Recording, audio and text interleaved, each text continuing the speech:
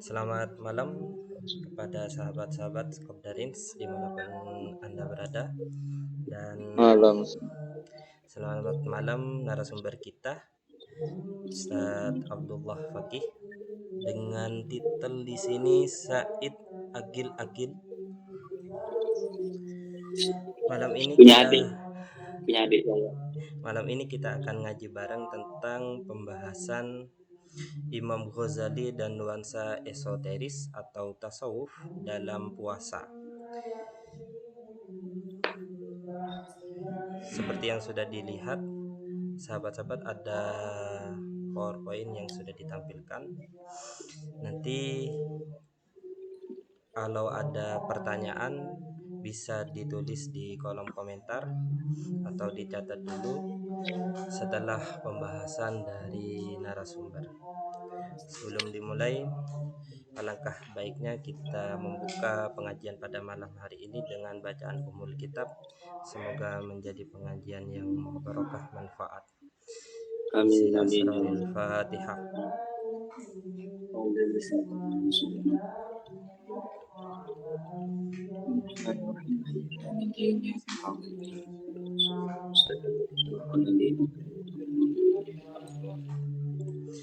Amin. Selanjutnya kepada narasumber kita Ustadz Fakih, kami persilahkan waktu dan tempat. Tafadhol. Bismillahirrahmanirrahim. Assalamualaikum warahmatullahi wabarakatuh.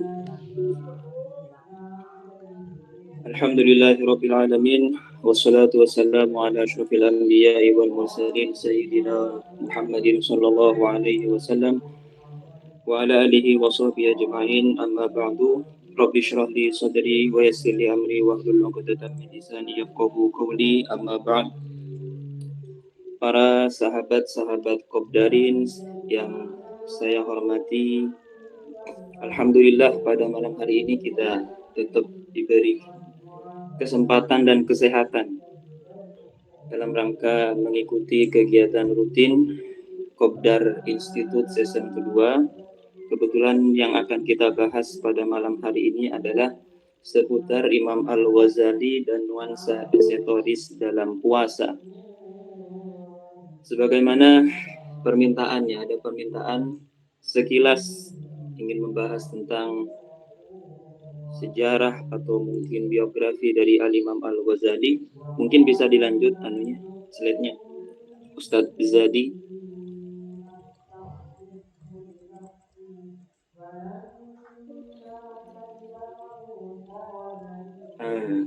Baik, tentang Al-Imam Al-Ghazali ada perkataan yang menurut saya sangat fenomenal yang pernah disampaikan oleh Imam Al-Ghazali. Beliau pernah mengatakan, "Idza ahabballahu 'abdan ista'malahu fil awqatil fadilah bi fawaidil a'mal." Yang artinya, apabila Allah menghendaki seorang hamba untuk mendapatkan kebaikan, maka Allah akan mempergunakan hamba itu pada waktu-waktu fadilah dengan amal-amal yang utama, dengan amal-amal yang memiliki nilai keutamaan. Alhamdulillah, kita pada malam hari ini insya Allah kita termasuk dari perkataannya Imam Al-Ghazali ini. Mudah-mudahan kita tertolong kepada orang-orang yang memang dikehendaki oleh Allah Subhanahu wa taala untuk mendapatkan kebaikan. Imam Al-Ghazali ini singkatnya, sebagaimana sudah kita ketahui bersama, bahwa Imam Al-Ghazali ini adalah imam yang luar biasa. Beliau ini dikenal dengan gelar Hujjatul Islam, argumentasinya Islam. Beliau termasuk salah seorang ulama yang multidisipliner keilmuan. Beliau ahli dalam usuluddin. Beliau pakar sekali dalam ilmu kalam. Beliau pakar sekali dalam ilmu filsafat, bahkan pun beliau juga sangat pakar, sangat menguasai. Jadi hampir semua macam dari keilmuan beliau kuasai. Ini adalah Al-Imam Al-Ghazali. Al-Imam Al-Ghazali ini tidak hanya alim dalam masalah ilmu logika, tapi juga dalam masalah ilmu batiniah, atau yang dalam pembahasan kita ini adalah esoteris. Esoteris ini adalah istilah lain dari ilmu tasawuf, kurang lebih begitu. Beliau juga sangat pakar dalam ilmu tasawuf yang berkaitan dengan batin, sehingga beliau ini berhasil mencapai tingkatan al-muqaranah bainal akli wan nakli. Beliau juga berhasil mencapai tingkatan orang sosok ulama yang mampu menyeimbangkan antara akal dengan hati, antara zahir dan batin. Itulah adalah Imam Al-Ghazali. Bahkan dikisahkannya dalam sebuah kisah, Imam Al-Ghazali ini pernah didatangkan oleh Rasulullah Shallallahu Alaihi Wasallam. Kisah ini menggambarkan betapa tingginya derajat yang dimiliki oleh sosok Imam Al-Ghazali. Pernah suatu ketika, kisah ini ada dalam kitab Al-Muhadharat karangan Al-Imam Al-Asfihani. Pernah suatu ketika Imam Al-Ghazali ini didatangkan oleh Rasulullah Shallallahu Alaihi Wasallam dalam rangka menjawab ketika itu Rasulullah Shallallahu Alaihi Wasallam itu pernah berjumpa dengan Nabi Musa alaihi salam. Kemudian Rasulullah menyampaikan bahwa masalu a'immatul, bagaimana kalau redaksinya saya lupa itu, mungkin intinya begini, bahwa imam-imam dari umatku itu adalah kedudukannya sama dengan para nabinya Bani Israel. Masalu a'immati ummati kamathali anbiya Bani Israel atau kama qala, kurang lebih begitu. Akhirnya Nabi Musa ini terkejut. Oh, kalau begitu coba datangkan, wahai Rasulullah, datangkan kepada kami satu sosok ulama dari umatmu yang satu tingkatan yang sama dengan nabi-nabinya Bani Israel. Akhirnya yang didatangkan oleh Rasulullah SAW ketika itu adalah sosok Al-Imam Al-Ghazali. Lantas Nabi Musa nggak cukup. Nabi Musa ingin mengetes sosok Imam Al-Ghazali ini apakah memang betul sesuai dengan dawuhnya, sesuai dengan sabdanya Rasulullah SAW. Akhirnya Imam Al-Ghazali ini dites dengan satu pertanyaan. Nabi Musa bertanya dengan satu pertanyaan, kemudian oleh Imam Al-Ghazali ternyata dijawab dengan 10 jawaban yang berbeda. Lantas Al-Imam Al-Ghazali ini biasa-biasa saja, tidak ada respon apapun dan sebagainya. Justru yang merasa heran itu adalah Nabi Musa. Kamu ini kok bertele-tele? Saya jawabannya hanya butuh satu jawaban. Pertanyaan saya hanya satu, jawabannya kamu jawab panjang. Akhirnya Imam Al-Ghazali kemudian mengutip ayat yang bercerita tentang Nabi Musa, kisahnya Nabi Musa ketika ditanya oleh Allah Subhanahu wa taala. Kemudian Nabi Musa menjawab, qala hiya asai atawakkau 'alaiha wa usbi 'ala ghanami ila akhirih. Bukankah ketika engkau wahai Nabi Musa ditanya oleh Allah Subhanahu wa taala, Allah bertanya apa yang kamu pegang itu? Kemudian kamu menjawab, ini adalah tongkatku. Ini adalah tongkatku yang aku gunakan untuk aku berpijak, yang aku gunakan untuk mengembala kambing-kambingku, dan banyak lagi tujuan-tujuan yang aku gunakan dengan tongkatku ini. Bukankah engkau ini mencontohkan begitu? Allah hanya tanya qala hiya. Bertanya itu apa? Tapi oleh Nabi Musa alaihissalam justru dijawab dengan jawaban yang begitu banyak. Akhirnya Nabi Musa tersadarkan, kemudian senyum dengan sendirinya. Oh iya, berarti betul sekali sabdanya Rasulullah SAW bahwa masalu a'immati ummati, bahwa perumpamaan dari para ulama, para imam dari umatku itu adalah sesuai sama dengan para nabinya Bani Israel. Para sahabat Qabdarin yang saya hormati,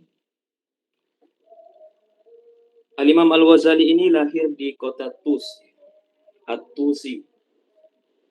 Beliau lahir di kota Tus, daerah Khurasan. Kalau negara sekarang itu mungkin termasuk dari negara Iran. Beliau lahir pada tahun 1058 Masehi yang bertepatan dengan 450 Hijriah. Beliau ini nama lengkapnya adalah Muhammad bin Muhammad bin Muhammad. Nama yang sangat unik. Namanya Muhammad bin Muhammad bin Muhammad. Sehingga beliau ini memiliki gelar kunyah Abu Hamid. Al-Imam Abu Hamid Muhammad bin Muhammad bin Muhammad Al-Ghazali. Al-Ghazali ini sebenarnya nisbatnya ini kepada pekerjaan dari ayahnya. Ayah beliau ini kebetulan adalah seorang pemintal bulu domba, pembuat pemintal kayu domba, bulu domba kemudian bisa dijadikan sebagai kain atau lain sebagainya. Itu adalah pekerjaannya seorang ayah dari Imam Al-Ghazali, sehingga nisbatnya menggunakan Al-Ghazali tukang pemintal bulu domba atau merajut bulu domba. Imam Al-Ghazali ini kebetulan mungkin takdir dari Allah Subhanahu wa taala juga, beliau dilahirkan dalam keluarga yang sangat-sangat sederhana. Ayahnya ini hanya seorang tukang pemintal bulu domba. Tidak lebih dari itu, bukan dilahirkan dalam keluarga yang kaya raya penuh dengan bergelimang harta, kemewahan dan lain sebagainya, enggak. Justru Imam Al-Ghazali lahir pada keluarga, di dalam keluarga yang sangat serba pas-pasan, serba kekurangan. Beda dengan orang-orang yang mungkin hidupnya mewah dan lain sebagainya. Sangat beda sekali. Tapi hebatnya, sosok Al-Imam Al-Ghazali ini tidak bisa dilepaskan dari peran seorang ayah. Meskipun seorang ayahnya yang bernama Muhammad itu adalah tidak tergolong termasuk orang yang alim, tapi ayahnya ini di sela-sela waktunya ketika sudah kosong, ayahnya ini sering menghadiri majelis-majelis ilmu, sering menghadiri majelis-majelis ulama terkemuka di zaman itu. Tidak hanya hadir, tapi juga sering mulazamah, sering khidmah kepada para ulama yang hidup di zaman itu. Apa yang diharapkan? Diharapkan mudah-mudahan lahir ada dari anak keturunannya yang bisa menjadi orang yang alim, orang yang alamah, diakui kealimannya seantero dunia. Itu adalah harapannya dari ayah seorang Imam Al-Ghazali. Tapi ironisnya ya, sang ayah ini tidak menututi Al-Imam Al-Ghazali ketika sudah menjadi orang besar. Jadi ayahnya ini wafat ketika Imam Al-Ghazali masih kecil. Beliau wafat ketika Imam Al-Ghazali masih kecil. Hanya singkat cerita, sebagaimana lumrahnya, Imam Al-Ghazali tentunya tidak langsung menjadi orang yang alim, tidak. Beliau ini memulai pendidikan dari pendidikan dasar. Di antara guru-guru beliau ketika mengenyam pendidikan dasar dalam ilmu fikih, itu ada namanya Al-Imam Ahmad bin Muhammad An-Nassaj. Beliau itu belajar ilmu fikih dasar kepada Al-Imam Ahmad bin Muhammad An-Nassaj. Kemudian dilanjutkan kepada Imam Ahmad bin Muhammad Ar-Razqani, Imam Yusuf An-Nassaj. Setelah itu dilanjutkan kepada Imam Ahmad bin Muhammad Ar-Razqani. Setelah itu banyak sekali guru-guru dari Imam Al-Ghazali yang beliau pernah belajar kepada. Di antara yang masyhur mungkin yaitu adalah yang terakhir, yaitu adalah Al-Imam Abdul Malik Al-Juwaini. Al-Imam Abdul Malik Al-Juwaini atau yang dikenal dengan Imam Haramain. Al-Imam Haramain pernah mengatakan bahwa Al-Imam Al-Ghazali ini, Al-Imam Al-Ghazali adalah bahrun muhrikun. Beliau ini adalah lautan yang tak bertepi. Apapun bisa ditenggelamkan. Terbukti ketika Imam Haramain mengajarkan ilmu usul fikih, mengajarkan ilmu usuluddin, mengajarkan ilmu-ilmu yang lain, semuanya alhamdulillah oleh Imam Al-Ghazali dikuasai semua. Ini adalah hebatnya dari Imam Al-Ghazali sampai mendapatkan gelar Bahrun Muhrikun, lautan yang menenggelamkan, lautan yang tidak bertepi. Bahkan dikatakan Imam Al-Juwaini ini sebenarnya adalah sosok imam besar di zaman itu. Di zaman itu beliau ini dikenal dengan sebagai Mujaddidu Qarnil Khamis. Beliau adalah mujaddid abad kelima sebelum Imam Al-Ghazali. Baru ketika setelah meninggalnya Al-Imam Al-Haramain, Mujaddid Qarnil Khamis ini jatuh digantikan oleh muridnya yang bernama adalah Al-Imam Abi Hamid Al-Ghazali. Singkat cerita mungkin ya, setelah belajar terhadap Imam Al-Haramain, akhirnya Imam Al-Ghazali kembali melanjutkan rihlah keilmuannya ke daerah Baghdad menghadap salah seorang wazir yang terkenal. Ketika itu akhirnya Imam Al-Ghazali ini dilantik sebagai rektor Universitas Nizamiyah kalau nggak salah. Ketika itu ya, kebetulan sebelumnya itu adalah Al-Imam Haramain, kemudian digantikan kepada Al-Imam Al-Ghazali. Lantas ketika sudah mendapatkan begitu banyak fasilitas, mendapatkan popularitas, mendapatkan prestis yang luar biasa karena beliau jabatannya sangat luar biasa, Al-Imam Al-Ghazali ini mengalami tekanan batin kalau bahasanya sekarang. Bahkan dikatakan dalam Al-Munqidh Minadh Dhalal, Imam Al-Ghazali ini mengalami tekanan batin yang menyebabkan efeknya itu membuat Imam Al-Ghazali ini makan tidak selera, tubuh lemas dan lain sebagainya.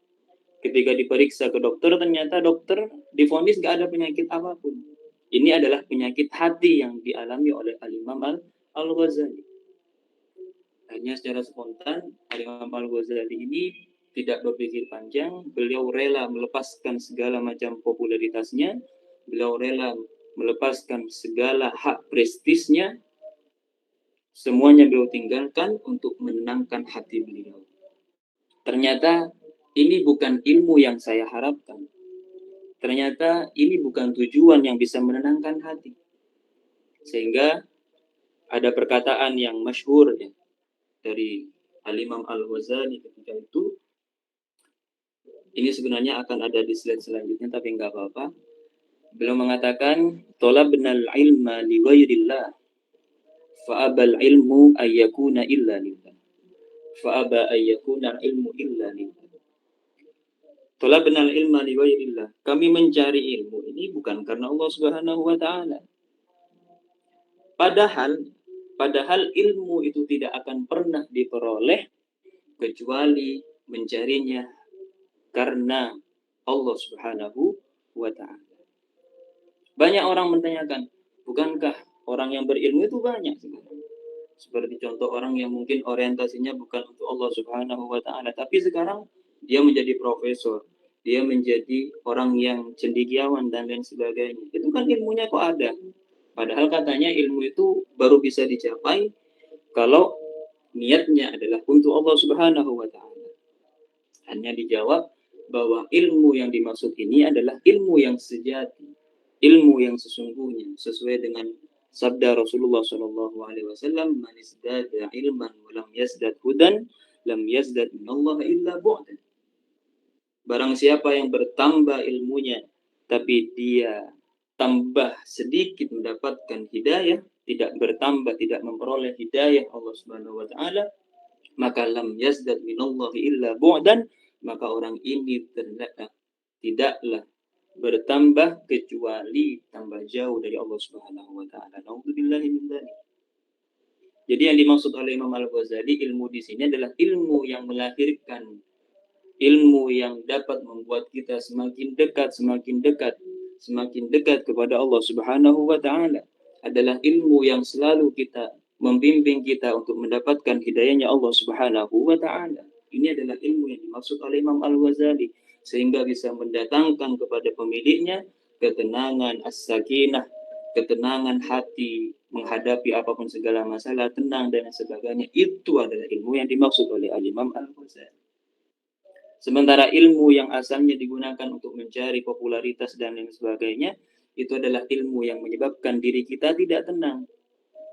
Sebagaimana yang dialami oleh Al-Imam Al-Ghazali. Para sahabat Qaddarin yang saya hormati, ya.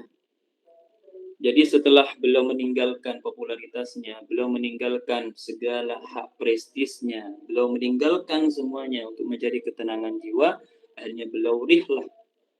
Beliau pura-pura rihlah pergi ke kota Mekah tujuannya. Alasannya awalnya adalah kota Mekah. Kenapa? Karena kalau nggak bilang kota Mekah, pasti akan diikuti oleh sahabat-sahabatnya. Akan dibuntuti dan lain sebagainya. Kira-kira mau kemana Imam Al-Ghazali?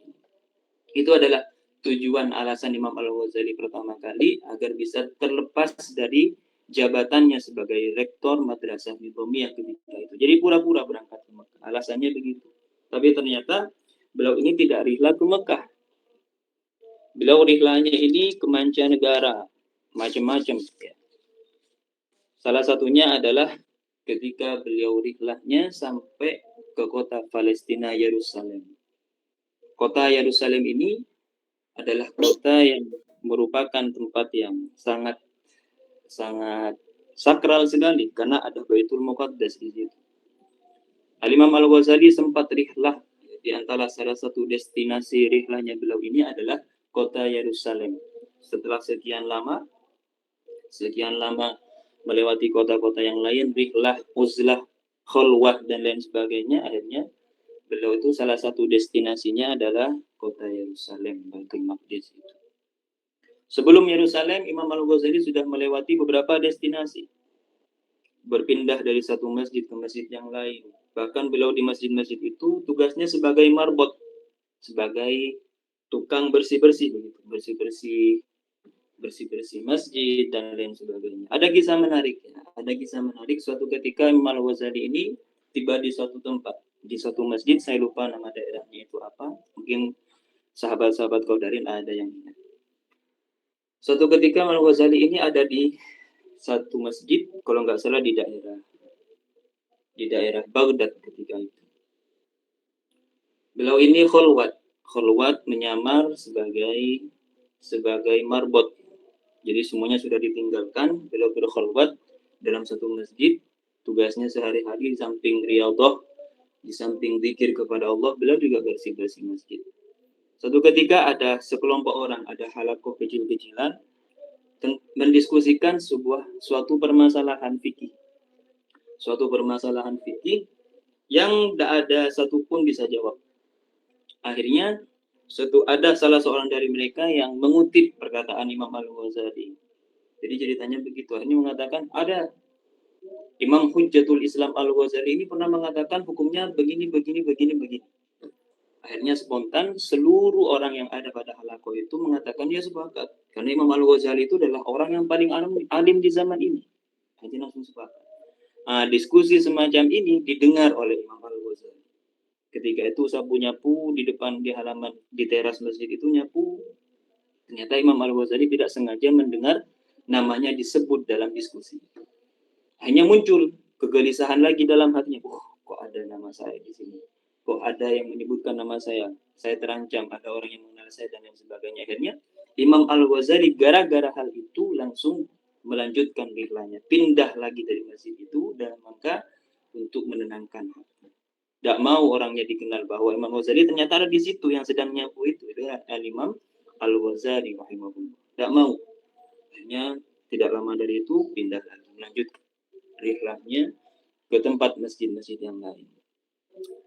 Akhirnya ketika beliau, singkat cerita, ketika beliau nyampe di kota Yerusalem, di Baitul Maqdis atau Baitul Muqaddas, Imam Al-Ghazali ini disitulah beliau mengarang mahakarya beliau. Beliau mengarang kitab Ihya Ulumuddin, kitab yang oleh Imam An-Nawawi mengatakan kadal Ihya'u Qur'anan. Imam An-Nawawi mengatakan hampir Ihya itu menjadi Al-Qur'an. Hampir kitab Ihya itu menyamai kedudukannya Al-Qur'an. Jadi Imam An-Nawawi sampai dari saking hebatnya, dari saking luar biasanya pembahasan Al-Imam Al-Ghazali dalam kitab mahakaryanya Ihya Ulumuddin, Imam Al-Ghazali ini Sampai dikatakan oleh Imam An-Nawawi, kadzal ihya'u Qur'anun. Ihya ini hampir menjadi Al-Qur'an. Luar biasa. Berarti kitab Ihya ini bukanlah kitab yang sembarangan. Kitab Ihya ini adalah kitab yang luar biasa barokahnya. Kitab yang dikarang oleh orang yang luar biasa. Mudah-mudahan kita semua mendapatkan barokahnya kitab Ihya Ulumuddin. Amin. Sampai begitu. Kenapa? Karena Ihya ini dikarang di tempat yang penuh dengan barokah. Dikarang di tempat yang sangat sakral, yaitu di Baitul Muqaddas atau Baitul Maqdis. Bahkan beliau diceritakan, menurut sumber yang saya dapatkan, beliau ini mengarang kitab Ihya Ulumuddin ini ada sebuah kamar di bawah tanah kecil, tidak terlalu besar.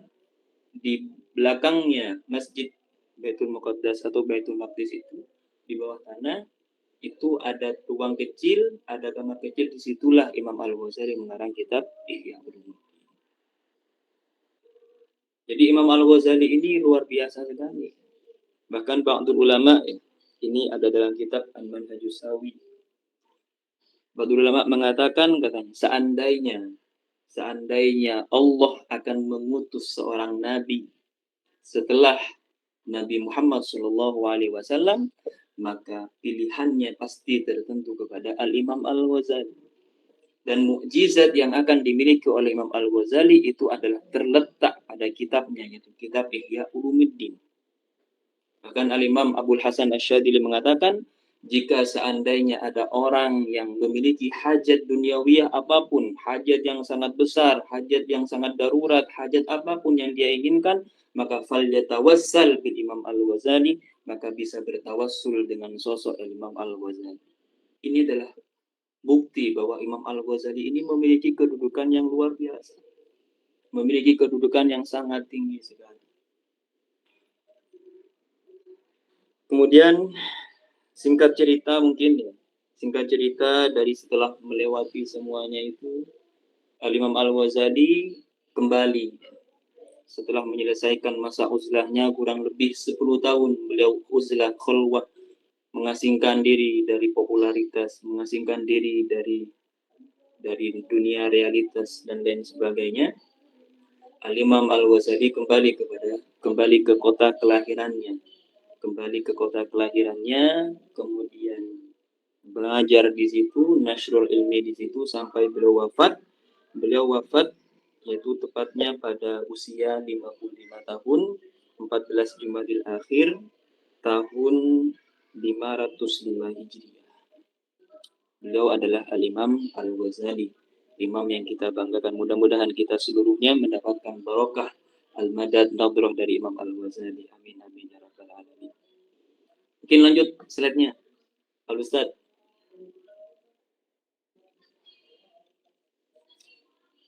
Lanjut lagi, sudah saya sampaikan tadi. Ada ini sedikit ya, ada periodisasi tentang karyanya Imam Al-Ghazali. Jadi seluruh karya yang dikarang oleh Al-Imam Al-Ghazali ini, kalau ada beberapa periode, ada 5 periode. Periode pertama yaitu beliau berhasil mengarang kitab yang pertama, kitab At-Ta'liqah fi Furu'il Madhab. At-Ta'liqah fi Furu'il Madhab ini adalah catatan-catatan Imam Al-Ghazali ketika belajar kepada Al-Imam Haramain. Catatan-catatan Imam Al-Ghazali ketika belajar kepada Imam Haramain yang sempat dicuri. Ada kisahnya. Kisahnya yaitu suatu ketika selesai belajar kepada Imam Al-Juwaini Al-Haramain, Imam Al-Ghazali ini pulang. Ya. Imam Al-Ghazali ini pulang, kemudian di tengah perjalanan ternyata Al-Imam Al-Ghazali ini mengalami suatu tragedi, dihalangi oleh sekelompok pembegal. Akhirnya dibegal semua. Seluruh hartanya dibegal, termasuk lembaran-lembaran catatan-catatan ketika beliau ini belajar kepada Al-Imam Haramain. Al-Imam Al-Ghazali ini disita, dibegal. Akhirnya Imam Al-Ghazali memberanikan diri untuk mendatangi pimpinan dari komplotan pembegal ini. Memberanikan untuk meminta catatan-catatan itu. agar catatan-catatan yang Imam Al-Ghazali dapatkan semasa belajar kepada Imam Haramain dikembalikan.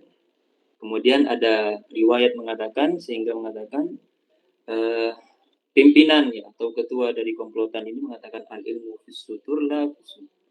Ilmu itu ada fis sudur, ada di dalam hati, la fis sudur, bukan pada tulisan. Akhirnya dari hal ini, kejadian ini, Al-Imam Al-Ghazali disadarkan bahwa yang dimaksud dengan ilmu itu adalah dimanapun kita berada, ilmu itu juga berada. Itu adalah ilmu yang sejati. Bukan fis sutur, bukan dalam tulisan. Sehingga Imam Al-Ghazali karena mendapatkan pelajaran dari kejadian ini, Imam Al-Ghazali kemudian menghafalkan seluruh apa yang telah beliau dapatkan. Menghafalkan seluruh pelajaran yang telah beliau dapatkan dari Imam Al-Haramain, sehingga tidak khawatir dimanapun beliau berada, bawa enggak bawa kitab, beliau sudah hafal, sudah ala dhahril qalbi, ala dhahril was, di luar kepala semuanya.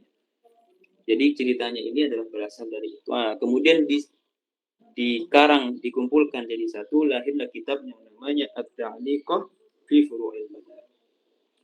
Kemudian pada periode yang pertama juga, sebelum kewafatan Imam Haramain, beliau juga berhasil mengarang sebuah kitab dengan judul Kitab Al-Manqul fi Ushulil Fiqh. Ini juga kitab yang luar biasa sekali. Periode kedua, beliau ada beberapa kitab yang masyhur ini, ya terutama pada kalangan pondok pesantren mungkin juga pasti tahu. Ada 3 kitab, ada trio kitab yang tidak bisa terlepaskan. Ada Al-Basit, kemudian ada Al-Wasit, kemudian ada Al-Wajiz. Kemudian ada kitab Tahafutul Falasifah. Ini juga kitab yang luar biasa bagus sekali. Meskipun saya belum pernah menghatamkan. Tapi pembahasannya ini adalah terkait dengan filsafat, bantahan-bantahan Imam Al-Ghazali terhadap teori-teori filsafat di zaman itu. Kemudian ada juga Al-Iqtisad fil I'tiqad, moderasi dalam i'tiqad, dalam kepercayaan. Ini juga kitab yang bagus. Kemudian ada juga periode ketiga. Nah, periode ketiga ini yaitu tahun 488 hingga 499. Ini lahirlah sebuah kitab yang luar biasa ketika beliau uzlah. Ini adalah periode di mana beliau ini uzlah, menjalani kontemplasi, yaitu mahakarya beliau, yaitu adalah yang berjudul kitab Ihya Ulumuddin. Kemudian ada periode keempat, pasca kontemplasi, beliau mengarang kitab autobiografi beliau yang berjudul Al-Munqidh Minadh Dhalal. Kitab ini menceritakan tentang autobiografi Imam Al-Ghazali sendiri. Apa yang beliau alami, apa yang beliau rasakan semenjak sebelum uzlah sampai setelah uzlah dan sebagainya. Beliau tuliskan, beliau goreskan dalam kitab yang berjudul Al-Munqidh Minadh Dhalal. Kemudian yang ketiga adalah kitab Al-Mustasfa. Al-Mustasfa ini ternyata dikarang setelah Imam Al-Ghazali berkontemplasi. Setelah Imam Al-Ghazali itu uzlah, setelah Imam Al-Ghazali itu khalwah. Ini memberi kesan kepada kita bahwa uzlah, khalwah, mendekatkan diri kepada Allah Subhanahu wa taala itu tidak akan menghilangkan kecerdasan seseorang. Tidak akan menghilangkan ketajaman akal seseorang. Tidak akan menghilangkan ketajaman logika seseorang. Terbukti Imam Al-Ghazali setelah kontemplasi, justru beliau ini mengarang kitab yang luar biasa dalam bidang usul fikih. Usul fikih ini kan ilmu yang mungkin bisa dikatakan bainan naqli wal aqli. Ada ilmu logikanya, tapi juga ada ilmu nakalnya, kan begitu. Jadi jangan khawatir, jangan salah paham. Nanti sebagian orang ada yang mengatakan, nanti kalau mendalami mutasawuf itu melepas ilmu-ilmu yang lain dan lain sebagainya. Enggak. Justru dengan ilmu tasawuf, ilmu seseorang itu akan menjadi lebih tahqiq lagi, akan menjadi lebih mantap lagi sebagaimana yang dialami oleh Al-Imam Al-Ghazali. Kemudian periode terakhir beliau ini adalah periode terakhir beliau mengarang kitab Minhajul Abidin fi Zuhdi wal Akhlaqi wal Ibadat. Ini kalangan beliau juga. Ini dalam bidang tasawuf. Tasawuf pun termasuk juga.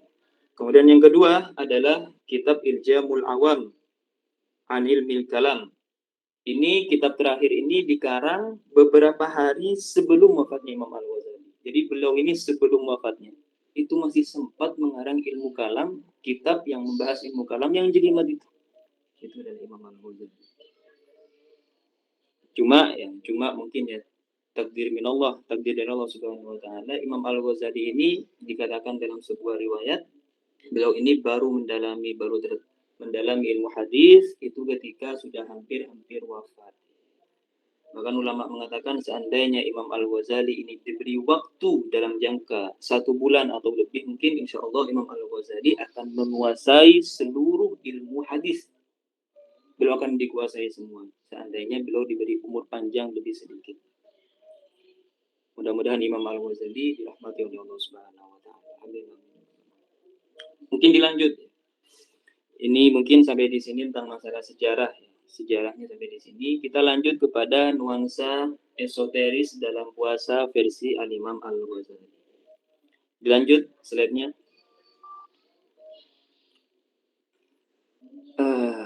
Ya, ini adalah klasifikasi puasa. Klasifikasi puasa versi Imam Al-Ghazali. Imam Al-Ghazali ini membagi puasa menjadi 3. Yang pertama ada siyamul umum. Ada puasa standar umum. Yang kedua ada siyamul khusus atau saumun khusus. Ini adalah puasa standar eksklusif. Kemudian yang ketiga ada siyamul khususil khusus. Yang ketiga ada puasa standar super eksklusif. Atau bahasa lain istilahnya mungkin khawasul khawas. Istilah lain ulama mengatakan adalah khawasul khawas. Mungkin dilanjut, slide-nya dilanjut. Ini penjelasan tentang siyamul umum. Apa yang dimaksud dengan siyamul umum? Puasa standar umum. Puasa standar umum ini menurut Imam Al-Ghazali tak jauh beda dengan yang dijelaskan dalam kebanyakan kitab fikih, terutama mazhab Syafi'iyah. Puasa semacam ini bisa kita laksanakan dengan beberapa hal. Kemarin juga sempat dibahas oleh Ustazah Wafiroh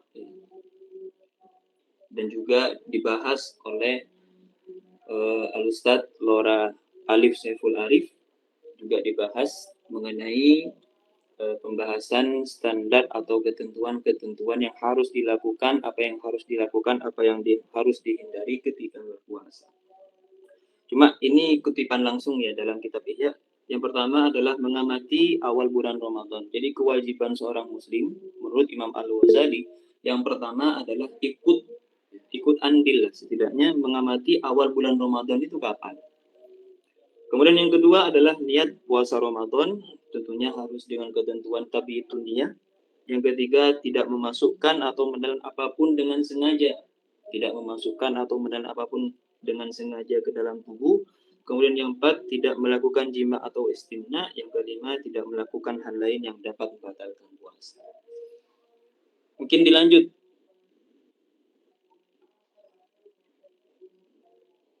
Siyamul khusus, puasa standar eksklusif. Ini adalah puasa satu tingkatan di atasnya puasa standar umum. Puasa yang macam 2 ini dikenal dengan istilahnya shaumus sholihin atau siyamus sholihin.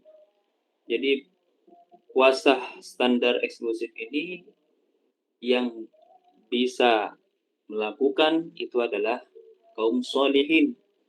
Jadi kalau ada orang yang mampu melaksanakan puasa standar eksklusif, puasa tingkatan yang kedua ini, maka insya Allah orang ini digolongkan kepada kaum sholihin.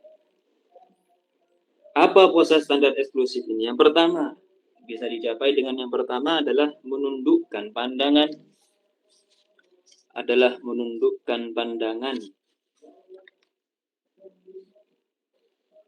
Tidak melihat hal yang tercela, hal yang dapat melalaikan hati dari mengingat Allah Azza wa Jalla. Ini adalah ketentuan yang pertama.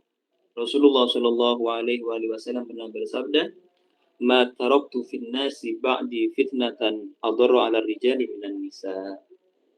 Ya, tentang terkait dengan pandang memandang ini Rasulullah pernah bersabda bahwa tidaklah kutinggalkan setelah kufitnah yang lebih membahayakan kepada laki-laki kaum pria daripada perempuan.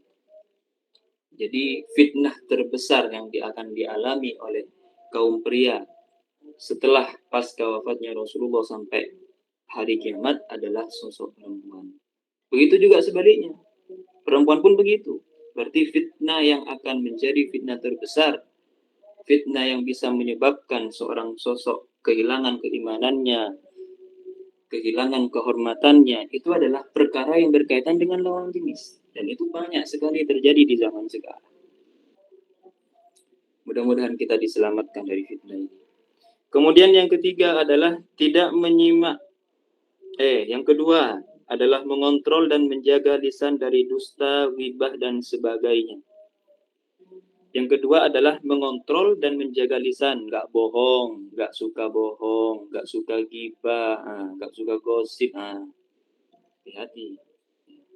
Memang kalau masalah gosip itu mungkin ya kita ya, termasuk saya juga mungkin gitu kan. Kalau dengar kejelekan orang itu, terasa dalam telinga itu gatal, mungkin pengen ikut-ikutan untuk menggosip.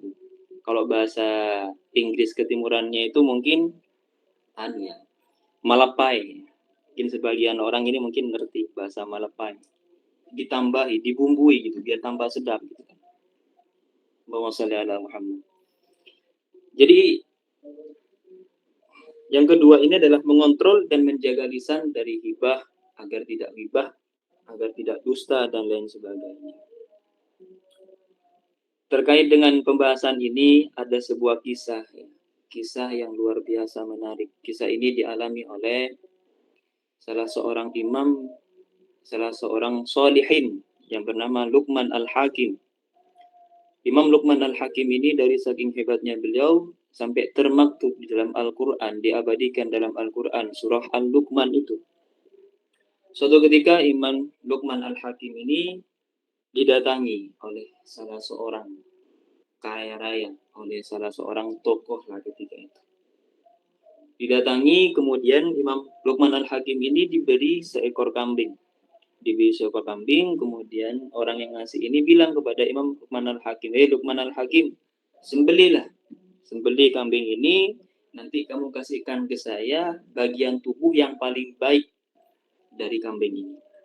Akhirnya singkat cerita, setelah disembelih oleh Imam Luqman Al-Hakim, ternyata Imam Luqman Al-Hakim ini menyerahkan lisan dan hati. Organ lisan, kalau bahasa Maduanya cengor mungkin ya, atau apa, bibirnya kambing itu cengor lah, dengan hati kepada orang yang ngasih pertama. Akhirnya kedua kalinya ternyata orang ini ngasih lagi seekor kambing kepada Imam Luqman Al-Hakim, kemudian suruh sembelih dan seraya mengatakan Luqman Al-Hakim, berikan kepada saya anggota atau mungkin organ dari kambing ini yang paling buruk. Ternyata oleh Imam Luqman Al-Hakim yang diberikan ini justru sama, yaitu lisan dan hati. Hanya singkat cerita, karena penasaran, si orang pemilik kambing ini nanya, kok sama gitu kan? Saya minta yang paling baik, kamu kasih hati sama lisan. Saya minta organ bagian tubuh yang paling buruk pun juga dikasih lisan sama hati. Hanya dijawab oleh Al-Imam Luqman Al-Hakim, beliau mengatakan, huma atyabu syai'in idza taba wa akhbathu syai'in idza khabutha. Lisan dan hati ini adalah dua hal yang paling baik jika kedua-duanya ini baik. Adalah dua hal yang paling bagus adalah ketika kedua-duanya ini bagus. Wa akhbathu syai'in, dan lisan dan hati ini bisa menjadi hal yang paling buruk, hal yang paling kotor apabila keduanya ini khabutha, sama-sama kotor. Masing-masing kotor, lisannya kotor, hatinya kotor. Maka juga bisa menjadi akhbathu syai'in, paling kotornya anggota tubuh. Sementara kalau bagus, maka hati ini bisa menjadi atyabu syai'in, paling bagusnya anggota tubuh, bagusnya sesuatu. Jadi hati-hati. Dari kisah ini kita mendapatkan pelajaran bahwa lisan dan hati itu adalah dua organ yang sangat harus kita jaga, karena bisa menyebabkan celaka ataukah justru bisa menyebabkan kita beruntung baik ketika di dunia maupun di akhirat.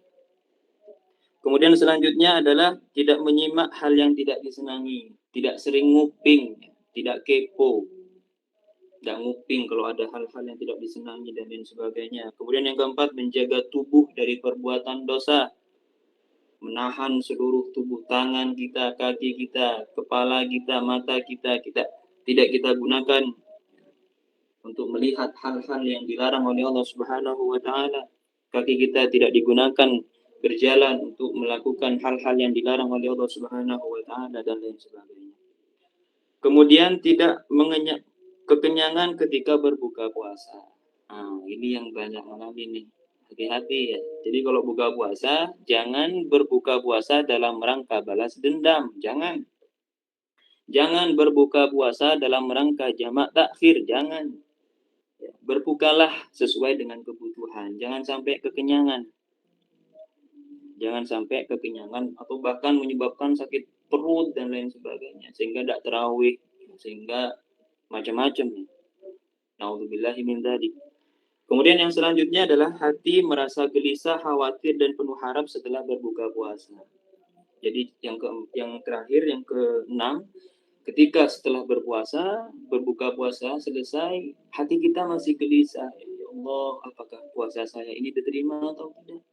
Nah, ini adalah hal-hal yang harus dilaksanakan, hal-hal yang dilakukan oleh orang yang ingin melaksanakan puasa standar yang kedua, yaitu puasa standar eksklusif.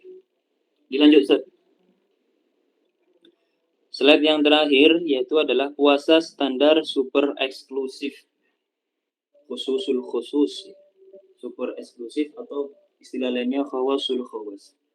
Standar ini, puasa ini adalah tingkatan nomor wahid yang dilakukan oleh orang-orang pilihan Allah Azza wa Jalla, yaitu para nabi, kaum siddiqin, dan kaum muqarrabin, orang-orang yang memiliki kedekatan khusus kepada Allah Subhanahu wa taala. Ini adalah puasa yang tingkatan nomor wahid. Puasa ini identik dengan aktivitas hati. Jadi bagaimana hati tidak akan berta'alluq ya kalau bahasanya itu, bagaimana hati ini bisa dikontrol, dijaga agar berpaling dari hasrat dan pikiran duniawi. Tidak ada sudah keinginan-keinginan yang sifatnya duniawi dalam hati itu nggak ada. Semuanya sudah berhasil ditahan, semuanya berhasil dikontrol, dijaga. Kemudian serta menafikan segalanya selain Allah Azza wa Jalla. Ini yang berarti. Jadi orang yang berhasil, salah satu cirinya orang yang berhasil mencapai tingkatan puasa yang nomor wahid ini adalah orang yang berhasil menafikan segalanya selain Allah Subhanahu wa taala. Jadi yang ada di dalam hatinya hanya Allah Subhanahu wa taala, tidak ada yang lain. Tidak ada yang lain. Puasa standar ini dapat dibatalkan dengan cara memikirkan hal-hal duniawi selain Allah Azza wa Jal dan hari akhir dari segala. Jadi cara berbukanya atau cara membatalkan puasa tingkatan nomor wahid ini gampang. Tidak perlu mengeluarkan biaya, nggak perlu. Cukup dengan mengingat selain Allah Subhanahu wa taala, dengan cara memikirkan, mementingkan hal duniawi yang sifatnya selain Allah Subhanahu wa taala, itu sudah bisa membatalkan kepada puasa yang tingkatan tertinggi, yaitu puasa standar super eksklusif. Jadi para sahabat-sahabat Qobdarin mungkin ini ya. Jadi nuansa asetoris, esoteris dalam pembahasan ini, dalam nuansa berpuasa versi Imam Al-Ghazali itu dengan bentuk mengklasifikasi menjadi tiga itu. Ada siyamul umum atau somul umum, ada siyamul khusus, kemudian ada siyamul khususil khusus. Ada puasa standar umum, ada puasa standar eksklusif, dan ada puasa standar super eksklusif. Mungkin ini saja yang bisa saya sampaikan. Al-afwa minkum kepada seluruh sahabat-sahabat Qobdari. Jika ada kekeliruan, ada kesalahan pengucapan dan sebagainya, al-afwa minkum. Ihdinas siratal mustaqim. Jazakumullah sanal jaza atas segala perhatian. Terima kasih. Saya kembalikan lagi kepada Al-Ustaz Muhammad Anis Zayyadi.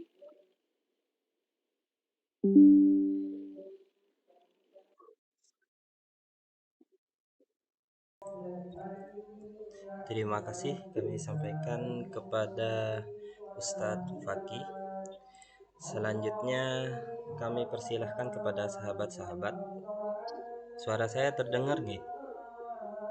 Jelas-jelas. Oke, saya persilahkan kepada sahabat-sahabat. Bagi yang ingin bertanya, silahkan angkat tangan. Baik, di sini, aduh ya Allah, lagi-lagi bertemu dengan penanya setia. Monggo disilahkan angkat tangan dulu yang lain. Bisa open raise hand di menunya itu. Sebentar saya cek dulu. Di sini ada Salafuna satu, kemudian ada Muhammad Izzuddin. Terus di kolom komentar ada Ahdan Al Halim, dan nomor 4 ada Al Fajri. Selanjutnya saya pilih dulu ya yang belum pernah bertanya. Kepada saudara Ahdan Al Halim, ini di komen ada pertanyaan, untuk anak muda yang bagus yang mana puasanya Ustadz? Umum, khusus, atau khususul khusus? Khusus itu. Monggo dipersilakan kepada Ustadz Fakih untuk menjawab terlebih dahulu.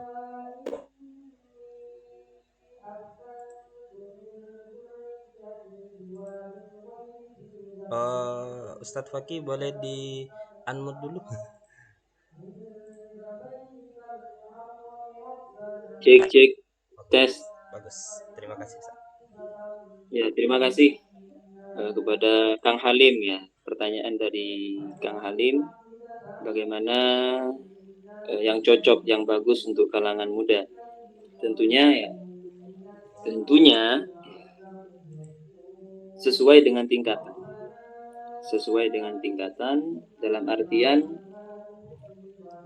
tadi Imam Al-Ghazali itu membuat 3 tingkatan itu memang sesuai dengan kebagusannya. Semakin tinggi tingkatannya, maka tentu kebagusannya, kebaikannya semakin bagus, semakin tinggi, semakin luar biasa.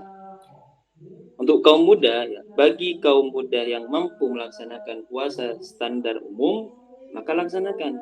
Kalau memang mampunya sampai di situ, itu sudah bagus.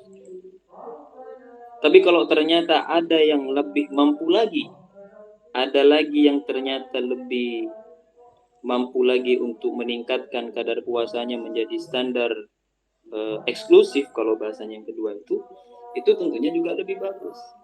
Tapi ada apa tidak, kan begitu bertanya. Apalagi tingkatan yang ketiga. Jadi siapapun ini sebenarnya baik tua maupun muda ini bisa, artinya masih memiliki potensi lah untuk menerapkan tingkatan yang pertama, tingkatan paling rendah atau standar umum, tingkatan menengah atau eksklusif tadi itu, kemudian tingkatan yang paling tinggi yaitu super eksklusif. Jadi yang bagus itu ya, sebenarnya yang bagus itu adalah kaum muda yang mau berpuasa, itu ya bagus. Dia mau berpuasa saja itu sudah bagus. Yang nggak bagus itu kalau nggak mau berpuasa. Apalagi dia puasanya bisa ditingkatkan kepada standar eksklusif, apalagi di atasnya lagi. Ditambah super eksklusif luar biasa. Mungkin hanya itu yang dapat saya sampaikan. Mungkin ada tambahan. Terima kasih. Ya, terima kasih Ustadz Fakih. Selanjutnya saya cek dulu di komentar ya. Sebelum yang penanya setia ini, ada dari Mbak Indah Permata. Wah, permatanya indah ini. Ditanya ini Ustadz, mungkin ada tips-tips untuk bisa naik level dari level umum ke tingkatan selanjutnya Ustadz. Tafadhal Ustadz. Ya, terima kasih. Ini pertanyaannya agak berat ini. Tips-tips. Mungkin ya, ini pertanyaan dari Ustadzah Indah Permata atau Tat Fuad mungkin yang tanya. Untuk tips-tipsnya bagaimana bisa meningkatkan, itu adalah dengan cara kita mengikuti tuntunan-tuntunan yang sudah digoreskan, yang sudah dicontohkan oleh imam-imam terdahulu, oleh imam-imam yang sebelumnya itu sudah mencapai tingkatan tersebut. Dengan apa caranya gitu kan? Seperti seumpamanya untuk ketentuan, contoh ketentuan puasa standar eksklusif. Puasa standar eksklusif itu tadi ketentuan yang pertama adalah harus menjaga mengontrol pandangan, kan begitu. Bagaimana caranya? Nah, maka yang dicontohkan oleh salafun saleh adalah dengan cara membatasi, dengan kita membatasi pergaulan kita kepada lawan jenis, illa darurat, kecuali ada darurat atau hajat. Kalau sifatnya sudah emergensi, darurat, kalau sudah sifatnya itu adalah hajat, baru kita melaksanakan. Tapi selama tidak ada darurat dan tidak ada hajat, maka kita harus berusaha setidaknya menghindari bertemu atau semacamnya dengan lawan. Apalagi semuanya contohnya menjaga lisan dari dusta. Bagaimana tipsnya? Maka tipsnya ini dengan cara kita mengurangi intensitas bicara kita, mengurangi ketertarikan kita untuk mengomentari hal-hal yang sifatnya itu di luar kemampuan kita. Contoh, ada orang, kita melihat orang dan lain sebagainya. Orang ini kok begini ya, dikomentari dalam hatinya ataupun secara lisan, bahkan naudzubillah kemudian dimarah-marahin, dicela secara terang-terangan. Nah, itu nggak baik. Bagaimana caranya? Jangan sampai kita turuti. Kita harus melawan, nggak boleh. Harus ada kesadaran dulu. Jadi tipsnya itu harus menyadari hal-hal apa yang harus kita lakukan, apa saja hal-hal yang boleh kita lakukan, apa saja hal-hal yang tidak boleh kita lakukan. Jadi perlu ada kesadaran dan juga mencontoh, membaca, melihat manaqib ataupun jejak dari orang-orang soleh, dari orang-orang yang berhasil mencapai tingkatan itu yang hidup sebelum kita. Membaca, banyak membaca, mungkin mendengar, atau bahkan dengan cara melihat guru-guru kita. Itu mungkin bisa membangunkan, bisa mengobarkan motivasi kita untuk bisa meningkatkan tambah lagi, meningkatkan untuk agar kita senantiasa menjadi orang yang lebih baik dan lebih baik. Mungkin itu saja Ustaz, terima kasih. Terima kasih Ustadz Fakih. Selanjutnya ini yang sudah raise hand ini coba saya tanya dulu. Al Fajri, Oh, saudara Al Fajri. Buya ini berat biasanya pertanyaannya ini. Al Fajri, uh, tes masih ada ya orangnya ya? Oh sepertinya masih keluar ini. Saya pindahkan pertanyaannya ke Salafuna. Bisa di open mic sama open kameranya mohon dihidupkan juga biar jelas siapa yang bertanya. Assalamualaikum Ustaz. Oke, waalaikumsalam. Izin bertanya Ustaz. Waalaikumsalam. Ustaz Arifin.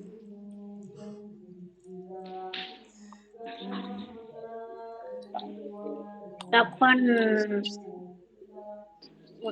waktu yang tepat untuk bertasawuf Ustaz?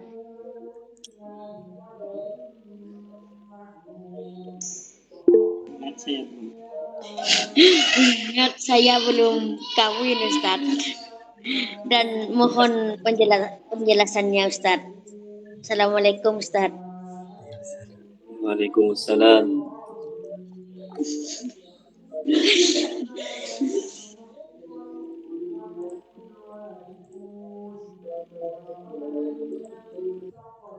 Sudah ya. Kapan waktu yang tepat untuk bertasawuf? Lebih-lebih saya masih belum kawin ini Ustaz. Wah. Piye gitu ya. Ini maksudnya berpuasa dalam tasawuf gitu atau gimana ini Ustaz? Ya, saya serahkan ke narasumber. Baik, terima kasih pertanyaannya. Ustaz Arifin ya. Ustaz Arifin. Baik, mungkin ini sebenarnya pertanyaannya ini dari orang yang di balik layar. Jadi kapan waktu yang tepat kita untuk bertasawuf? Sebenarnya tasawuf itu tidak dibatasi dengan waktu. Dan orang yang bertasawuf itu tidak harus orang yang bernikah. Enggak perlu. Jadi Ustaz Arifin untuk menjadi orang yang mengamalkan ilmu tasawuf tidak perlu nunggu nikah. Jadi kapanpun itu bisa diamalkan. Jangan perlu menunggu nikah dan lain sebagainya, nggak perlu. Kenapa? Karena objek dari tasawuf itu adalah mujahadatun nafsi. Yang pertama adalah bagaimana jiwa kita ini menjadi lebih baik, dan lebih baik. Yang kedua adalah tazkiyatun nafas. Yang kedua adalah membersihkan jiwa kita, membersihkan hati kita. Bagaimana hati kita ini selalu berta'alluq kepada Allah Subhanahu wa taala. Setidaknya dalam sehari adalah waktu kita, hati kita ini nyambung kepada Allah Subhanahu wa taala. Jadi orang bertasawuf itu sebenarnya tidak dibatasi oleh waktu. Ya, tidak dibatasi oleh waktu. Dan juga ya, tasawuf ini kan ada 3 tahap ya. Kalau nggak salah pernah dijelaskan oleh Ustadzah Neng Siti Latofa itu dulu ya. Season yang pertama itu bahwa tasawuf itu ada 3 tahapan. Yang tahapan pertama ini adalah at-takhalli. At-takhalli ini maksudnya adalah mengosongkan hati kita, mengosongkan jiwa kita dari hal-hal yang sifatnya itu rendah, dari hal-hal yang sifatnya itu remeh, hina, tidak pantas dimiliki oleh seorang muslim. Contoh sifat-sifat buruk dalam hati itu adalah kita harus dibersihkan, berusaha terus. Bagaimana kalau masih sering muncul dalam hati ini bersitan dalam hati spontan, itu harus ya memang tidak bisa dikontrol, tapi harus kita lawan. Jangan sampai apa yang ada dalam hati kita wujudkan dalam tindakan. Jangan sampai apa yang dalam hati kita wujudkan dalam ucapan. Kemudian yang kedua adalah at-tahalli. At-tahalli itu adalah menghias diri dengan sifat-sifat mahmudah, menghias diri dengan sifat-sifat yang terpuji. Dan yang ketiga puncaknya ini adalah at-tajalli. Ketika orang sudah bisa melewati tahapan yang pertama at-takhalli, tahapan yang kedua at-tahalli, maka yang ketiga adalah at-tajalli, yaitu akan mencapai tingkatan di mana dia akan langsung mengetahui Allah Subhanahu wa taala atau tingkatan ma'rifat itu dikenal dengan ma'rifat. Mungkin hanya itu mungkin ya Ustaz. Jadi Ustaz Arifin kalau mau bertasawuf tidak perlu nunggu nikah. Justru kesempatan untuk mengamalkan tasawuf sebelum nikah itu bisa lebih potensial diamalkan daripada bernikah. Karena kalau sudah nikah, hati ini sudah ada alaqah, sudah ada kaitan hati kepada seorang wanita, seorang istri, memberikan tanggung jawab dan lain sebagainya. Bertanya lagi Ustaz. Ya, terima kasih. Di pelopor itu saya kan pelopor juga. Itu tidak bertasawuf dan tidak bersolat. Apakah ada jaminan masuk surga Ustaz untuk kalangan pelopor itu Ustaz? Sekedar Ya. itu untuk Ya. pengawal itu Ustaz. Banyak yang tidak sholat itu Ustaz, tidak bertasawuf. Mohon pencerahannya Ustaz. Ya, baik. Untuk masalah pelopor atau pas pampers ya atau semacamnya lah umpamanya yang mengawal kiai dan lain sebagainya itu. Ketika ada orang dia melakukan kebaikan seperti mengawal kiai itu kan baik, adalah salah satu amal kebaikan. Tapi ternyata orang ini ternyata tidak sholat. Apakah ada jaminan masuk surga? Pasti masuk surga. Kenapa? Karena Rasulullah Shallallahu Alaihi Wasallam itu pernah bersabda, "Man qala la ilaha illallah dakhala al-jannah," atau kama qala. Barang siapa yang pernah mengucapkan la ilaha illallah, maka orang ini pasti akan masuk ke dalam surga. Itu jaminan dari Allah Subhanahu wa taala, jaminan dari Rasulullah sallallahu alaihi wasallam. Tapi masalahnya problemnya sekarang, apakah dia akan langsung terbang masuk ke dalam surga atau mungkin masih transit dulu ke dalam neraka? Nah, itu pertanyaan. Apakah dia akan langsung masuk ke dalam surga ataukah justru dia masih transit dulu ke dalam neraka? Tinggal milih saja. Mungkin kursa dulu gitu kan, disiksa dulu di neraka, setelah sekian lama baru ketika itu masuk ke dalam surganya Allah Subhanahu wa taala. Jadi mungkin perlu ada pendekatan lah setidaknya. Kasih tahu lah Ustaz Arifin, mungkin nanti kalau ketemu para pelopor lainnya mungkin bisa dikasih pemahaman lah bojong kayak gitu kan. Jangan sampai tahu bojong. Jangan sampai jauh gitu. Ya mungkin begitu Ustaz Arifin. Makasih Ustaz. Ya, semoga. Assalamualaikum Ustaz. Waalaikumsalam. Waalaikumsalam. Ini masih ada waktu Ustaz. Ini saya persilahkan siapa ini? Muhammad Izzuddin. Ustadz Muhammad Izzuddin, moderator yang kemarin ini kalau tidak salah. Cek Ustadz Izzuddin, bisa di-unmute. Assalamualaikum. Waalaikumsalam warahmatullah. Mohon maaf kepada sahabat-sahabat Kopdarin dan narasumber mungkin bosan dengan wajah saya karena selalu tanya setiap episode. Karena disuruh ini oleh ketua Kopdar ini, disuruh bantai, katanya disuruh bantai. Pertanyaannya Ustadz, ini kasuistik Ustadz. Jadi ada rekan-rekan saya kaum marginal, mereka itu ditelantarkan oleh pemerintah, ditelantarkan oleh oligarki ini Ustaz. Jadi mereka adalah korban dari kebusukan pemerintah ini Ustaz. Hingga mereka kelaparan, mereka tidak bisa makan, bahkan banyak yang mati Ustaz. Dan tidak ada yang tahu bahwa mereka mati Ustaz.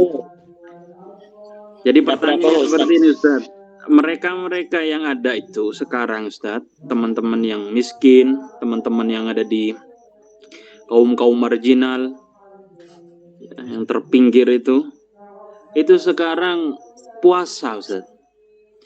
Artinya apa? Puasa karena memang lingkungannya sudah harus membuat ia puasa. Wong ndak punya apa yang mau dimakan. Nasi tidak ada, ya, dan seterusnya ada. Semoga pemerintah ini lebih perhatian terhadap mereka ini. Lah kira-kira itu puasanya masuk puasa bagian apa Ustaz? Atau gimana komentar Ustaz tentang puasa yang dilatar belakangi dengan kondisi sosial? Karena memang sudah ada yang mau dimakan, gimana ya puasa. Ya. Itu satu contoh Ustaz. Contoh yang kedua Ustaz, ini ada teman saya Ustaz yang suka terhadap makhluk Allah. Ya, makhluk Allah tentu Wanita tadi kan, wanita kan? Wanita Ustaz. Bukan yang sama-sama cowok itu Ustaz, bukan Ustaz. Kemudian dia tirakat Ustaz puasa Ustaz sampai Senin Kemis pokok ada kesempatan puasa dia Ustaz. Salah satu latar belakangnya itu ya karena tadi Ustaz. Ya, dia memiliki keinginan kuat agar bagaimana dia diterima Ustaz.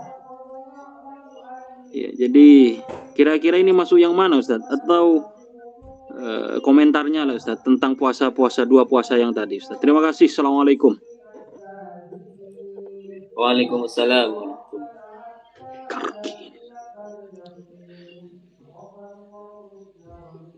Ini langsung Pak Moderator, Ustaz. Monggo langsung Ustaz, monggo.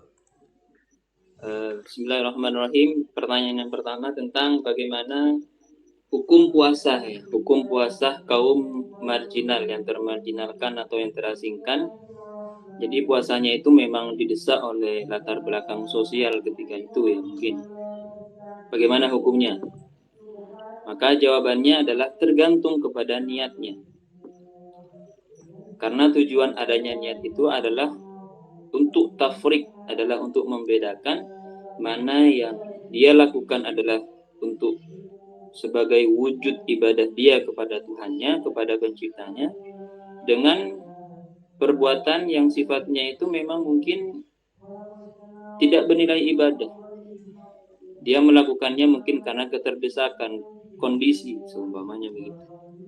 Jadi kalau semuanya ada kaum termarginalkan ternyata tidak bisa makan karena kebetulan nggak ada yang mau dimakan, kemudian dia niatkan puasa, entah itu puasa sunnah ataupun puasa lainnya, maka puasa yang dia lakukan, al-imsak an muftirin yang dia lakukan itu bernilai puasa, memiliki pahala nilai di sisi Allah Subhanahu wa taala. Jadi tergantungnya. Tapi kalau ternyata dia tidak makan apapun, dia tidak niatkan untuk berpuasa, maka dia tidak akan dapat pahala puasa. Maka tidak akan mendapatkan ganjaran dari berpuasa. Entah itu puasa sunnah ataupun puasa wajib. Kan begitu. Jadi tergantung apakah keterdesakan kondisi itu dia sinergikan dengan niat untuk berpuasa, dia lanjutkan dengan niatkan berpuasa atau tidak.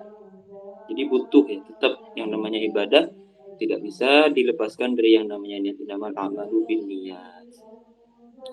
Itu yang pertama. Terus yang kedua, pertanyaan yang kedua adalah bagaimana kalau seumpamanya ada orang puasa tapi tujuannya adalah untuk targetnya itu adalah untuk sosok makhluk halus, begitu ya Ustaz Judi. Jadi dia berpuasa ini adalah untuk bagaimana orang yang dia targetkan itu, makhluk halus yang dia targetkan ini bisa tertarik kepadanya. Kira-kira itu masuk puasa tingkatan yang pertama. Apakah yang kedua ataukah yang ketiga? Maka jawabannya adalah tentu itu adalah tingkatan yang ketiga, tingkatan paling rendah, yaitu puasa standar umum. Jadi puasanya dia ini hanya sekedar puasa al-imsak an muftirin zahiriyin, dari hal-hal yang sifatnya itu zahir, menahan lapar, menahan dahaga dan lain sebagainya. Tapi untuk tingkatan yang kedua, tingkatan eksklusif, ini sudah nggak bisa. Kenapa? Karena hatinya sudah kecantol, hatinya sudah terisi hal-hal yang anggapannya mungkin hatinya ini sudah tidak murni untuk Allah Subhanahu wa taala. Jadi dalam hatinya ini tujuannya itu puasanya bukan karena murni untuk Allah Subhanahu wa taala. Tapi justru puasanya diperuntukkan untuk seorang makhluk halus itu, seorang wanita yang dia target itu. Bagaimana perempuan ini bisa jatuh hati kepadanya, bagaimana perempuan ini bisa tertarik kepadanya. Jadi standarnya yang mungkin standar awam, ya. Standarnya adalah standar yang pertama, yang paling bawah itu yaitu siam. Baik, mungkin ini saja. Terima kasih. Jazakumullah sanal jaza. Ya, terima kasih saya sampaikan kepada Ustadz Fakih. Boleh nambah satu enggak ini Ustadz? Tafadhol, Terakhir marhaban. ya. Dari Tafadhol. kami pribadi ini Ustadz. Ini pertanyaannya sederhana sih Ustadz. Kita kan sedang membahas puasa dan tasawuf ya, tasawufnya Imam Ghazali. Kira-kira dengan metode puasa dan tasawufnya Imam Ghazali, bisa nggak kita ini membangun suatu peradaban bangsa ya didasarkan kepada puasa dan metode tasawufnya Imam Ghazali? Ya gampangnya, bisa nggak dengan puasa dan tasawufnya Imam Ghazali kita melahirkan pabrik-pabrik vaksin yang bernuansa Islami, atau pabrik-pabrik microchip atau teknologi tingkat tinggi lainnya yang itu berdasarkan puasa dan tasawufnya Imam Ghazali? Bisa nggak kita buat, ini pikiran saya coba Ustaz, SpaceX gitu, yang punya itu adalah seorang sufi besar gitu, SpaceX perusahaan Elon Musk gitu. Itu kira-kira mungkin nggak? Soalnya kan mindsetnya secara umum yang saya tahu, sufi dengan tasawufnya itu terkenal dengan kemunduran zaman, gara-gara tasawuf, gara-gara kaum sufi, Islam itu mundur kemajuannya gitu. Ada yang mindset mengatakan begitu, walaupun saya sendiri masih meragukan gitu. Tapi kalau dipikir-pikir, ya kembali ke pertanyaan saya tadi, bisa nggak dengan puasa dan metode tasawufnya Imam Ghazali kita membangun suatu peradaban bangsa? Itu. Terima kasih. Baik, terima kasih. Ini pertanyaannya paling berat kayaknya pada malam hari ini. Apakah klasifikasi puasa versi Imam Al-Ghazali ini bisa membangun peradaban suatu bangsa? Mungkin ini akan saya jawab sesuai dengan kapasitas saya, kemampuan saya tentunya, potensi saya, karena ini luar biasa pertanyaannya ini. Tetap kembali kepada personal masing-masing. Artinya begini, kalau semuanya orang di suatu bangsa ini mampu menerapkan puasa tingkatan pertama, tingkatan kedua, atau bahkan tingkatan nomor wahid, itu pasti sedikit banyak akan berdampak kepada kepribadian orang. Pasti. Orang yang pertama mungkin tingkatan umum, pada tingkatan paling rendah standar umum, pasti orang yang sudah mengamalkan ini pasti akan memiliki kepekaan sosial, pasti akan memiliki kepedulian sosial kepada kaum termarginalkan, karena merasakan gitu, oh ternyata begini ya rasanya orang kekurangan makanan, ternyata begini ya rasanya orang yang tidak punya santapan setiap harinya. Akhirnya muncul motivasi, muncul kesadaran diri bahwa kita harus berbagi, muncul kesadaran berbagi antar sesama, muncul kesadaran sosial, ternyata banyak orang yang harus kita bantu. Ketika sudah muncul kesadaran ini, maka insya Allah yang kaya sadar gitu kan ya, bahwa harus membantu yang lemah, yang kuat sadar harus membantu yang lemah, yang kaya sadar harus membantu yang miskin, maka insya Allah peradaban ataupun mungkin siklus kehidupan dalam suatu negara ini akan terbangun, dan insya Allah akan menjadi negara yang membuat penduduknya ini aman sentosa, semuanya bahagia. Kenapa? Karena yang hartanya yang lebih dikasihkan kepada orang yang membutuhkan. Karena orang yang kuat, yang memiliki kekuasaan, membantu kepada orang yang lemah, sehingga tidak akan terjadi tindakan hal-hal yang ditakuti oleh siapa. Kemudian tingkatan yang kedua, seumpamanya, kalau dikaitkan dengan peradaban suatu bangsa, kemajuan peradaban suatu bangsa, tentunya ini juga akan sangat-sangat mempengaruhi juga. Dimana kalau orang sudah memiliki kesadaran tidak boleh menyebarkan hoax, menyebarkan hal-hal yang sifatnya masih belum jelas, umpamanya, itu kan sebagai bentuk implementasi dari menjaga lisan sebenarnya, gitu kan, adalah sebagai bentuk implementasi kita menjaga lisan, kan begitu kan. Sampai dari bahayanya menyebarkan hoax dan lain sebagainya itu, ya Rasulullah SAW itu pernah bersabda, kalau nggak salah, kafa bil mar'i ithman ayyatakallama bi kulli ma sami'a, atau kama qala, adalah cukup seseorang itu berdosa, seseorang itu dinilai dianggap berdosa cukup ketika orang ini membicarakan segala macam sesuatu yang dia dengar, tidak difilter dulu. Apa yang dia dengarkan, sampaikan. Apa yang dia dengarkan, sampaikan. Apa yang dia dapatkan, tak peduli apakah itu hoax atau enggak, tidak neliti dulu sebelumnya, itu adalah cukup sebagai dosa. Kalau seumpamanya ini kita tanamkan dalam diri kita, tanamkan kepada orang yang ada di sekitar kita, maka insya Allah negara kita ini akan aman.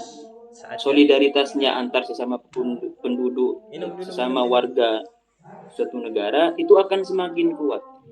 Terbukti selama ini yang menyebabkan perpecahan dalam suatu negara kebanyakan itu adalah karena sering menyebarkan hoax, karena sering menyampaikan berita-berita yang tidak jelas sumbernya, tanpa adanya tabayun, tanpa adanya klarifikasi terlebih dahulu. Banyak orang bertengkar, pecah dan lain sebagainya gara-gara tidak, karena mendengar berita begini tanpa adanya tabayun dulu, ditelan secara mentah-mentah. Jadi itu yang bisa menyebabkan perpecahan dalam suatu negara. Jadi peradaban ini sebenarnya juga bisa dipengaruhi dengan kondisi personal masing-masing, termasuk dalam peran puasa terhadap personal diri masing-masing. Begitu. Mungkin kalau kaitan di atas itu ya, contohnya seperti SpaceX, kemudian tadi NASA dan lain sebagainya, mungkin alafu minkum. Saya juga kurang begitu mengamati, mengikuti masalah itu. Mungkin ada yang lebih bisa menambah dari sahabat-sahabat Kopdarin. Falyatafadhal mashkura. Terima kasih. Ya, terima kasih kami sampaikan kepada Ustadz Fakih. Mungkin dari teman-teman saya kira sudah cukup ya. Sudah jam setengah 10 WIB di sini WIB.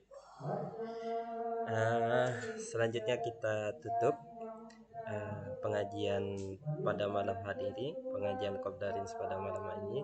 Semoga bisa menjadi tambahan ilmu yang bermanfaat dan berkah, dan bisa kita manfaatkan di kehidupan sehari-hari. Mari kita tutup dengan bacaan suratul As. Sebelum itu kami sebagai moderator mohon maaf yang sebesar-besarnya apabila ada tutur kata dan tingkah laku yang salah. Assalamualaikum warahmatullahi taala wabarakatuh. Waalaikumsalam warahmatullahi wabarakatuh. Suratul As. Bismillahirrahmanirrahim. Bismillahirrahmanirrahim. Nasrina al-insan lafi khusrin illa alladhina amanu wa amilus solihati wa tawassaw bil haqqi wa tawassaw bis sabr. Kami silahkan kepada sahabat-sahabat yang mau stay, monggo, yang mau leave dipersilahkan. Saya izin pamit duluan. Oke Ustadz, oke. Karena ada anu soalnya. Ada jadwal yang lain ya Ustadz. Ada mertua. Syawal bulan yang cocok Ustadz untuk meningkatkan level hidup. Alafu minkum. Saya duluan, pamit duluan. Katanya Syawal sudah tidak mau kembali ke Sukorejo. Alafu minkum. Wassalamualaikum warahmatullahi wabarakatuh.